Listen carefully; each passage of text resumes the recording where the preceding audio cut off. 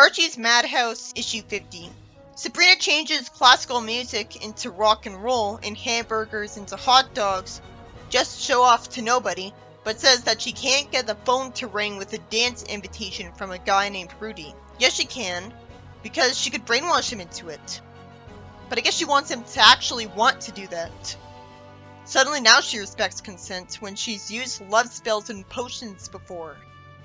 She wonders if this will make it ring as she holds something called Instant Phone Potion.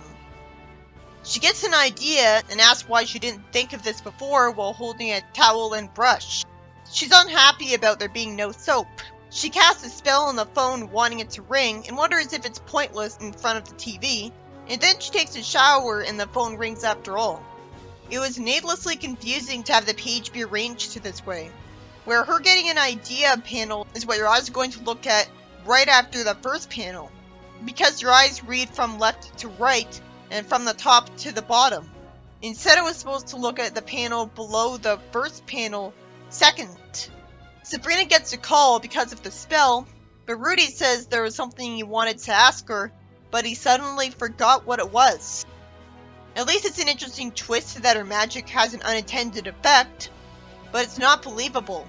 She tells him that if he comes over to her house for steak and french fries, that'll help him remember what he wants to ask her. And thankfully, she's lucky enough that he does so right away. She holds a book called 1000 Instant Bewitching Recipes, and she says that not only can she cook, but she's famous for a brew. She tries to make steak and french fries appear, only to summon a French chef who's being fried. That won't happen either. Why did she get the wrong kind of steak? She wouldn't screw this up. He asks for custard. She says confidently while he's carrying her that she'll have him swimming in custard. And just saying that causes that to literally happen. You'd think she'd know better than to say stuff like that by now if magic could be done by accident so easily. He runs out of the house terrified, and I wonder why Sabrina doesn't erase his memory of what happened there. Sabrina cries because he didn't say anything about taking her to the big dance tonight. He didn't get the chance to ask. Instead, she assumes that he's taking someone else, which might be the case. She decides to take care of her rival in her private hex room. Where are her aunts? She holds a ball called Sabrina's #1 rival and puts pins in it and says she'll never be able to operate tonight. I guess that'll fail somehow too. I guess that's good because it's not fair to the other girl, who might not necessarily be a bad person. I figure the ball can magically find out who Sabrina's rival love interest for Rudy would be and bother her, even if she didn't know who she was. I guess it'll work by scanning Rudy's brainwaves. She gets a call from Rudy, who does in fact ask her to go to the big dance. I guess he did get his bad memory erased.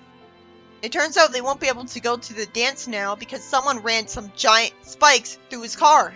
The story shouldn't end there because logically Sabrina would use magic to undo that and erase his memory of it. I guess the joke was the magic ball determined that her rival was herself because Rudy asked her to the dance. I mean, she really is her own worst enemy. Normally it's Stella, but I haven't seen her in a long time. Tragic Magic is a really popular story title for some reason. Sabrina asked where she put those 2 tickets to the Beatle concert. I heard those concerts sucked because the girls were screaming so loud that even the Beatles couldn't hear their own music, and they stopped caring about playing well as a result. Logically, you'd think she would be very disappointed.